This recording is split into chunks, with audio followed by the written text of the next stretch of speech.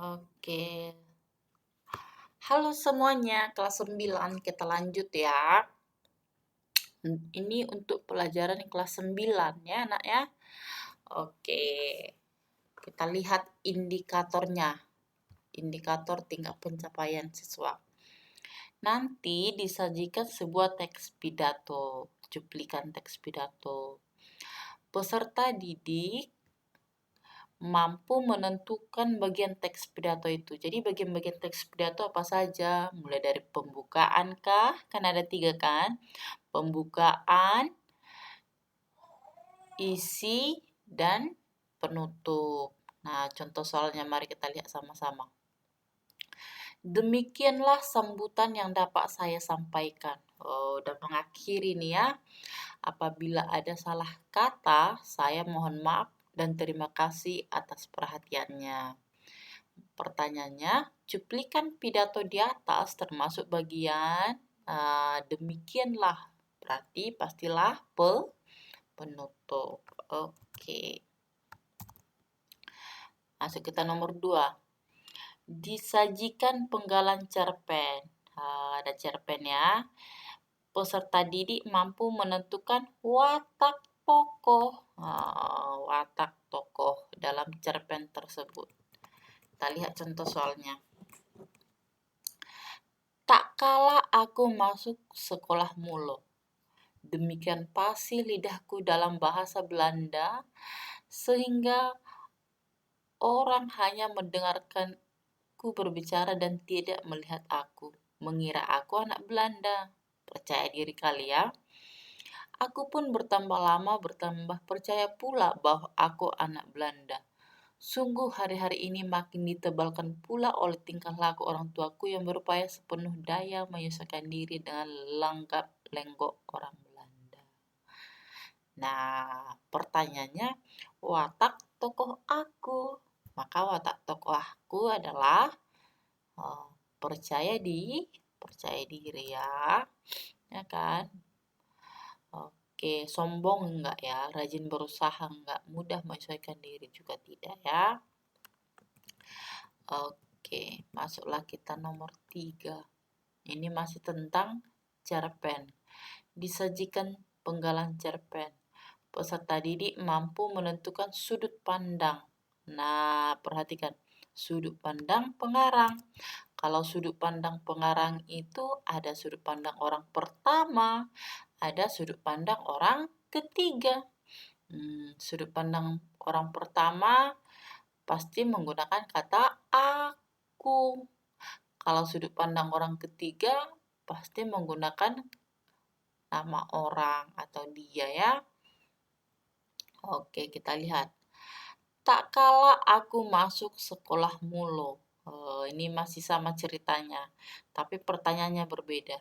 Sudut pandang pengarang yang digunakan dalam penggalan teks tersebut adalah, oke, maka jawabannya adalah orang pertama pelaku utama karena menggunakan kata aku ya. Nggak mungkin orang ketiga salah. Orang ketiga salah ya. Orang pertama dan ketiga salah ya. Oke.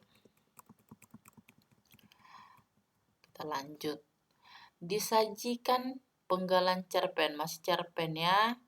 Ini peserta didik mampu menentukan perasaan yang dialami tokoh. Apa kira-kira perasaan yang dialami tokoh? Ya, kata Grela, orang Gipsi bagian dari sejarah. Dalam pandangan ayahnya yang untuk sesaat semakin kelam, Grela memalingkan mukanya dan memandang keluar jendela. Gelap semakin menjadi semakin pekat. Ada kesepakatan untuk tidak boleh membicarakan hal-hal yang hilang. Sejarah yang mengalir dalam darah, sungai, tanah, dan subur tepi sungai. Orang tidak juga berbicara tentang pengetahuan. Oke, berarti sedih ini ya. Bagaimana perasaan Grela? Ini semuanya pasti sedih ya.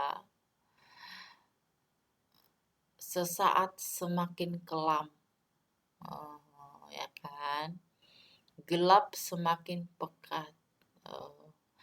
ada kesepakatan untuk tidak boleh membicarakan hal-hal yang hilang katanya. Berarti tertekannya, maka jawabannya ayam. Oke. Lanjut nomor. Disajikan sebuah kalimat. Jadi nanti ada kalimat ya nak. Kalimat. Peserta didik mampu memperbaiki penggunaan huruf kapital. Oke, ini harus dihafal mati penggunaan huruf kapital ini ya. Karena di bagian esa pun nanti ada huruf kapital. Harus paham betul ya. Kita lihat contoh soal. Aku lahir bulan Februari di kota Medan. Ayo. Perbaikan penggunaan huruf kapital. Lihat. Yang mau diperbaiki bulan Februari, penulisan bulan Februari, dan kota Medan.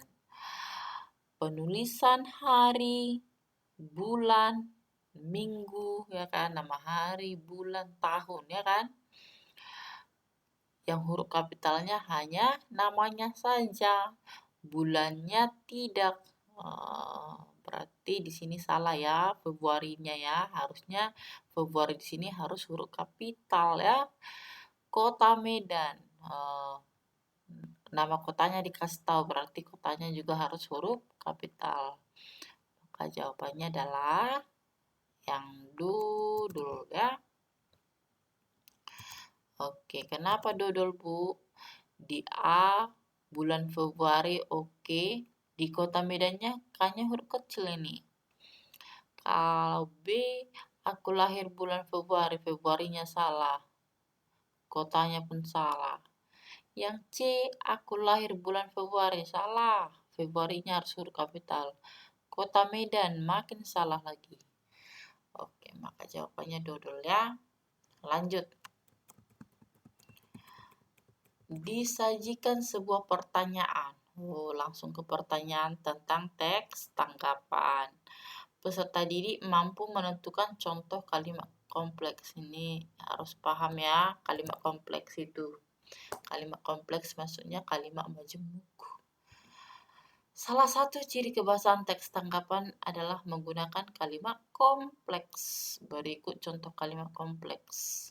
Kita lihatlah yang paling panjang, ya kan? Itulah itu, ya kan? Kalimat kompleks itu 2 subjek, 2 predikat. Atau lebih pun boleh. Disajikan sebuah paragraf, ada nanti paragraf. Peserta didik mampu menentukan ide pokok. Kalau ide pokok sudah paham kan? Ide pokok langsung bacalah kalimat pertama, kemudian lihat opsi. Ya. Kalau tidak ada, baca kalimat terakhir, baca opsi. Udah itulah itu contoh. Secara umum, artikel ini tentu sangat bermanfaat bagi pembaca. Ini kalimat pertamanya. Ya kan? Oke, ide pokok yang ditanya ide pokoknya. Ayo kita sesuaikan dulu. Yang kalimat pertama dengan ABCD. Nah, artikel ini sangat bermanfaat bagi pembaca. Maka jawabannya ayam. Gampang ya, kalau ide pokok ya.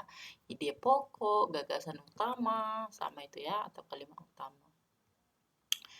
Nah, disajikan sebuah teks cerita inspirasi. Peserta didik mampu menentukan hal yang dapat diteladani dari tokoh tersebut.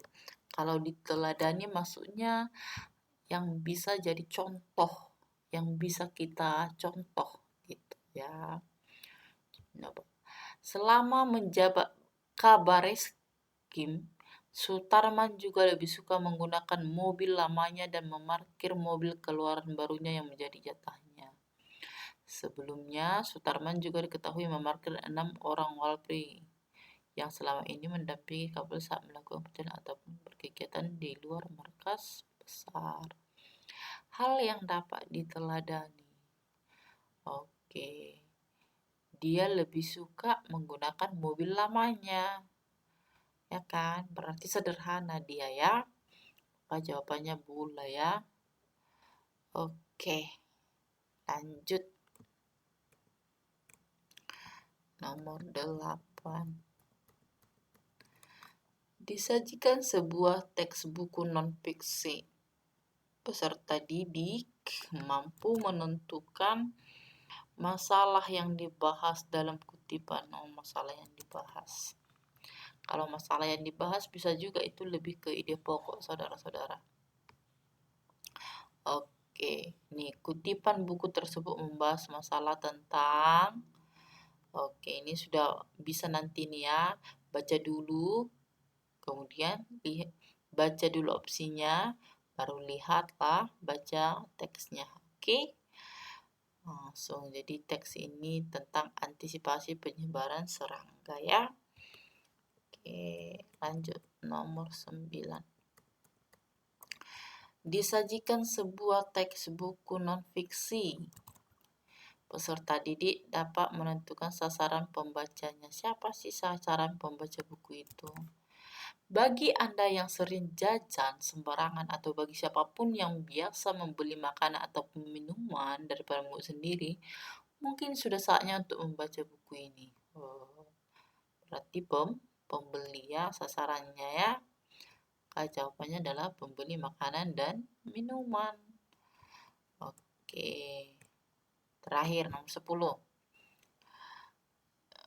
Kalimat tanggapan untuk mengungkapkan keunggulan buku. Nah, keunggulan buku lihatlah dari A sampai D.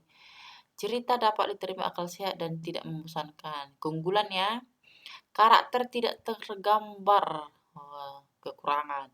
Pengarang menghubungkan cerita dengan cerita vulgar. Kekurangan. Vulgar ini salah ini. Cerita diungkapkan seperti lazimnya cerita yang lain. Kekurangan ya. Maka jawabannya ayam. Paham ya? Sekarang masuklah kita ke isian. Oke. Kalau ke isian kita lihat. Disajikan beberapa kalimat tidak efektif. Nanti akan ada kalimat tidak efektif. Peserta didik mampu menganalisis alasannya serta memperbaiki kalimat yang tidak efektif tersebut. Contoh. Nih, contoh kalimatnya, kemudian kita harus membuat alasan kesalahannya. Kemudian kita perbaiki contohnya kan. Ruang sekolah kami terletak di tepi jalan raya. Alasan kesalahan pada kalimat ini apa ya sebenarnya? Kan ada kata di tepi. Penulisan di tepi, penulisan kata di tepi seharusnya alasan kesalahan penulisan kata di tepi seharusnya dipisah. Jadi perbaikannya seperti ini. Di tepi ini harus dipisah. Oke, seperti itu nanti cara pengerjaannya ya. Oke, mereka sangat asik sekali. Alasan kesalahannya adalah sudah ada kata sangat. Sekali lagi ini penggunaan kata yang mubazir, yaitu kata sangat dan asyik. Seharusnya salah satu ya kan. Maka perbaikannya adalah mereka sangat asyik atau mereka asik sekali, salah satu aja. Seperti itu kira-kira ya untuk bagian esai. Coba nomor 2 nanti disajikan sebuah teks berita. Jadi ada nanti teks berita, peserta didik mampu menganalisis kaidah kebahasaan. Nah, kaidah kebahasaan teks berita yang pertama menggunakan kalimat langsung. Berikanlah buktinya, contoh dalam teks berita. Kita lihatlah kalimat langsung di sini. Kalau kalimat langsung kan ada tanda petik. Contoh ini. Langsung kita kopas saja. Seperti ini kira-kira. Menggunakan kata kerja mental. Ayo, kata kerja mental di sini apa saja, ya kan? Carilah. Contohnya memiliki. Oh, ini ada mau kata memiliki. Tapi harus 3 nanti ya. Menggunakan konjungsi temporal. Konjungsi temporal itu adalah konjungsi tentang waktu. Mana yang di sini tentang waktu? Coba lihat ya. Coba lihat nanti yang ada tentang waktu ya. Oke. Menggunakan keterangan waktu. Jadi beda keterangan waktu, beda konjungsi ya. Kalau konjungsi itu kan kata hubung, keterangan waktu beda. Kalau konjungsi itu contohnya saat, ketika, tapi harus ada di teks ini ya. Kalau keterangan waktu contohnya hari ini atau tanggal boleh ya. Oke. Menggunakan bahasa baku, tuliskan aja 3 karena semua itu dalam berita pastilah kata baku. Lanjut nomor 3, tuliskan sebuah puisi bertema kesehatan, minimal 2 bait. Karanglah. Disajikan sebuah teks cerpen, peserta didik mampu menganalisis latar. Ada nanti teks kayak seperti ini. Kemudian kalian jelaskan mana latar tempatnya, latar waktunya, latar suasana. Gampang sekali itu ya. Kemudian ini tuliskan tujuan penelitian berdasarkan rumusan masalah berikut. Ini gampang sekali ya kan. Sudah dikasih rumusan masalah, kita hanya menuliskan